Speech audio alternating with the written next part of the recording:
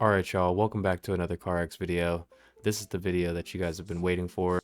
In this video we're going to be going over how to set up your graphics and whatnot so that way you can get good pictures, good clips, good reflections, subtle reflections, nothing too much or too crazy like you see in some clips, but just enough that it looks like decent, you know, more on the realistic side rather than the exaggerated side. But it starts here in the garage. So make sure you have Kino installed, obviously, because you can't do this without Kino. If you don't have Kino installed, I have a video on how to install it and another video on kind of the basics on what you can use Kino for. So go check those out. If you haven't already, come back after you have Kino installed at the very least and continue from here. So you open up Kino, you come over here, and the first thing you're going to do is you're going to go to graphics. From here, you're going to turn on rain. Boop, turn that on. It'll start raining. If you don't actually want the rain to fall, what you can do is just enable wet roads. It'll tell me this map doesn't support the shader just because this is the garage, but you need this on before you go into a public lobby for it to work, or any map for it to work. You can't change it while you're in game already. I turn it all the way down to wet roads. I just leave it there, and it's not going to let you adjust these until you're in game, so we won't worry about that now. But now that we have that set, we're going to come in here, and most of these you can change in game, but just for the sake of showing you, you can turn on reflections. Click on reflections, and then you have a couple different modes. You have baked, which is normal. You have SSR, which is a little more like it's hard to show off here because I don't have any lights, but you have real time, and then you have real time plus SSR. This is what I do all my recording on, so you can see the mirrors have the real time reflections on them, but then it has like baked in textures too. Then you can do optimized rendering if you happen to be just dropping too many frames for your liking. When you have the menu open, it does take some of your frames away. So when you close the menu, you'll get like 10 frames back, 20 frames back, something like that, depending on how good your processor and whatever is. Alright you guys, so we've loaded into a map, and here's where we're going to pick up. So this stuff's been turned off again because every map you load into, it is going to have its own graphic settings. So now you just go through and you start turning stuff on. Reflections, boom, turn it up, turn it up. You can see my door, boop, boop. The reflections on the windows are a lot better now. This light above me is reflecting on my hood and my windshield. I usually will come here and I'll turn the sky on, the sun on, the fog on, the clouds on.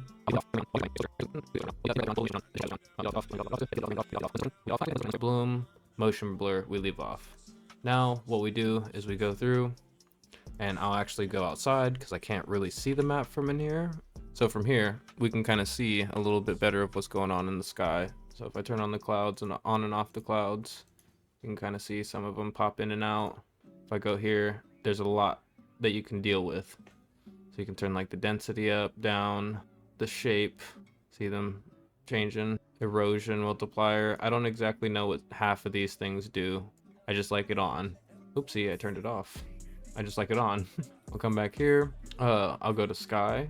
I'll kind of turn the exposure for the sky down so it's not so harsh on the eyes. You can also change the skybox. I have a couple different skyboxes. Oh, no, I don't. These are basic skyboxes that do come with Kino though, so if you want it to be nighttime, you can change it to there. If you want it to be just overcast, you can change it to there. If you want it to be like a sunset, you can change it to there. So you have a couple different options to play with. If you turn the wind on, I guess some skyboxes do interact with the wind, but I don't mess with that. Go to sun, and then you can kind of choose how bright you want it. So brightness, brightness, right here. So you can turn it up, down, you can change the color of it if you wanted to. But what I usually do is I just rotate it. Maybe make it a little higher or lower depending on how I want it. And then we'll go on to the next one. Come over to the rain. This map doesn't support it, so we can turn it off, honestly. Volumetric lighting. Oh, the fog. We'll mess with the fog just a little bit. The density up. You can make the base height higher, so it's kind of sits in the sky like clouds. You can make it lower, so it's kind of just like a haze, or you can make it really thick. Oh, how do you make it really thick? There you go. So you can really mess with how you want it to look. I do like it so that way when it's darker, you can see the God rays coming through the trees. So you do have to mess with it quite a bit to get it exactly how you want. This global illumination I usually turn down, just want it blowing my graphics out the water. And then after you have all of your graphics set up the way that you want them, what you do is on your keyboard, you press F. And what that opens is it opens up the Kino camera. Or I believe the other way that you can do it is you can press pause and then go to photo mode. And then it opens up the Kino camera. And then you have a bunch of adjustability. So your FOV, zoom it in. Ooh, nice rollback. Okay. So you got your FOV here, zoom it in, then you have your camera settings like you would in real life. So your focal distance, your aperture is basically the blur, the distance. Where are you focusing at? See, I'm focusing on this Camaro now, and then everything behind it's blurred out. If something were to pull up really close to me right now, it would be blurred. You can make it more blurry in the background, less blurry in the background. You can turn up the focal length, and what that'll do is it'll make the area that you're focusing on smaller. So now you can see the front of the Camaro's clear, but the back is blurry. Turn that down. Now it's just the Camaro and a little bit in front of it. Turn it all the way down, and that's the widest that you can make that focus distance. So it depends on your application, what you want to do. A lot of the times when I'm recording, I just keep it off, unless I have a very specific angle where I need blur. And then you can also add that in post-processing. So come over to effects, and this is where I'll usually mess with the lighting. If I want it lower, then I'll turn it down here rather than messing it with it in the game, so that way I can see fine when I'm driving. But then when I want to edit photos, I just do that in the camera itself. Say I want it to be gray, I don't want so much color. Boom, I turn the saturation down. Contrast, I need it to be a little bit more black and white. Separate the colors, the darks from the lights. Turn that up. Temperature, maybe I'll want the saturation up, but then it's too orange of a hue for me. So I turn it down, and then it gives me that blue hue, almost like it's morning time. Brightness, that's just general brightness. Vignette gives you that black circle around. Chromatic aberration gives you like a distorted circle around. And so that's how we'll get pictures like this, where we'll come, I'll zoom this out, and get up real close to the wheel, like this. Down, not up. And then we'll center it on the wheel, and then we'll turn chromatic aberration up, maybe zoom back in on the focal distance a little bit. Boom. And then if you really wanted it centered, you can actually go here, and then it has a list of people here, but what you can do is just click on this guy. Boom. And then what you can do is you can look at the car, and then it says focus on car here, but what you do is you focus on the wheel that you're actually looking at. So this is the front left wheel, we'll focus on the front left wheel right here. Say you're on the other side, focus on that wheel, and it just locks to it. So if I go up, back, left, right, down, all of that, it stays locked to that wheel. If I go to the back wheel, oh, that's the other side of the car, it's gonna do the same thing. It's gonna lock to this wheel. So it makes it really convenient when you're trying to do things like some of the transitions that I do in my clips. If you guys haven't seen my cinematic edits yet, I'm not gonna lie, you guys are missing out. I got some of the best cinematic edits on the block for CarX anyway. But yeah, that's just some of just the basic adjustments. Say I wanted to take a picture, right?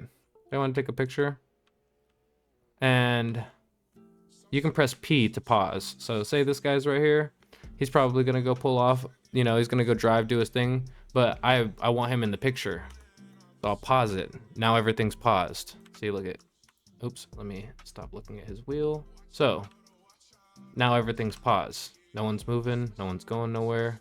So yeah, paused everything right where I wanted it. But what you can also do is you can click on this guy. Now, say I want him in this parking spot right here instead. I can move him. Boop. I can rotate him. There. Now he's in the parking spot, all nice and neat. And then same thing. rotate them a little bit. Boop, position, move them over, move them forward. Now make them look like they're buddies. And there you go. Now you have them positioned the way that you want them positioned. Then that name in the background right there, that's because I didn't turn off the UI. And if somebody loads into the lobby after you open the camera mode, that's what will happen. Or if they change their car, that's something that happens. So it's best to just turn off your UI when you're going in to take cameras or pictures, excuse me, when you're going into the camera mode, because then stuff like that won't happen. But another thing that you can do is say you wanted to show off the rims. You know, I'm at the front angle and they have some nice rims, but I can't see it. So what I'll do is down here, you have the steering angle. Boop. You can turn the rim in the direction that you want. Let's turn this way as well. And then we'll just give more of an angle. And there. Now you have it exactly how you want. And the only thing that'll mess this up when you're in a public session is if you unpause it. So you go out of camera mode, it'll unpause it. You press P, it'll unpause it. Or if they go into the dyno stand, it will also, it'll make them, it won't unpause it, but it'll make them lift up off the ground. And the only way to get them to go back to the ground is to drag them down or unpause it. But usually their fitment will be all weird now. So you kind of just have to hope for the best, or if you're doing stuff with your friends, just tell them, you know, like, yo, give me a couple minutes, don't swap cars, you can drive around or whatever, but just try not to swap cars or leave the lobby because I'm taking pictures. And try to get it done as fast as possible, because people don't like to drive the same car for very long usually, unless they're dedicated to one car. I like those guys, especially in a public lobby. Like these guys, I'm surprised they haven't swapped cars. This is crazy, dude. That's how I get it done. So if I sit here, press G, that opens this back up, press 4, it turns that off. You have all of these things here. Say I don't want the guys in the car, you know, I can press B, or right here, toggle driver visibility, toggle the gizmo, that's what that's called. You know, you can just click on these for rotation, and the more you mess with the camera, the more you'll kind of just get used to the quick buttons, and you can do things like tilt it, zoom it in just by pressing a button. So like usually when I'm filming, I know the keybinds pretty well, so I can zoom out when I want to when they're coming around the corner. Boop. Just as an example, I'll come over here, and it's just a matter about testing things out.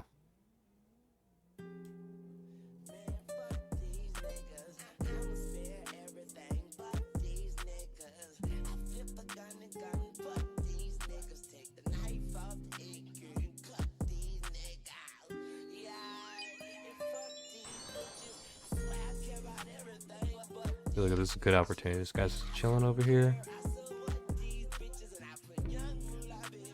If you press L, you have your own little flashlight. You can also adjust that too. Or you can come over here and toggle it on right here. I don't really know what the mask type really does. I see it does change things a little bit, but I don't really understand it. You have your hue, saturation, brightness, intensity. If you turn your intensity up, you can see it kind of, I mean, it makes the light more intense. Turn it down. What I usually do is I turn the angle all the way up, and then the angle, the range and the angle all the way up, and then I'll turn the intensity down. And then if I really want some more adjustability, you can turn the range down too, so now it's not on the wall so much, but I want it on the wall. I want to be able to see that. So I'll just turn the intensity down, so that way I have a little bit more detail on the front bumper, still can see the back wall. I have the bloom coming over from the building. I have the shining coming off from his thing right here. And then I'll pause it and I'll click on him, click on target, turn the steering angle that way so I can see his rims a little better. Turn that off, and then bingo, you have your picture. Take the picture, screenshot saved. You know, now mess around with the angle a little bit. You want a little bit of a lower angle? You want to tilt it a little bit? That's the wrong button. You want to tilt it a little bit? And just sit there and mess around with it. You know, you can't mess anything up. All you can do is take too many pictures and fill up your hard drive. But other than that, just have fun with it. I meant to press G. But yeah, if you guys do take some pictures, feel free to drop them in the Discord. Let me know. I'll react to them. And if you have any questions or tips, or not tips, but if you have any questions or need any tips on how to get better settings, optimize your settings, because I don't have the best graphics card, but I do have a good enough graphics card for me to run my quality at the highest settings and all these mods at the same time. So If you guys need help optimizing things, or going about turning things down so that way you can get a good FPS or whatever, or still make things look good and not be so choppy, then feel free to hit me up and I will help you guys out, whether it's in the comments or in Discord. Discord will be the best because the comment section is very unreliable when it comes to notification. But I appreciate you guys for coming through and watching the video. I hope it helped. I hope you guys learned something. I appreciate you guys if you made it this far. Give a like, comment, subscribe. You guys killed it on the last video. Fucking let's see if we can hit 5 likes again. That'd be sick. And yeah, I appreciate you guys. We'll see you on the next one. Hopefully I'll see you on the track too. But let's get it, y'all. Bread and butter, boy. Yee!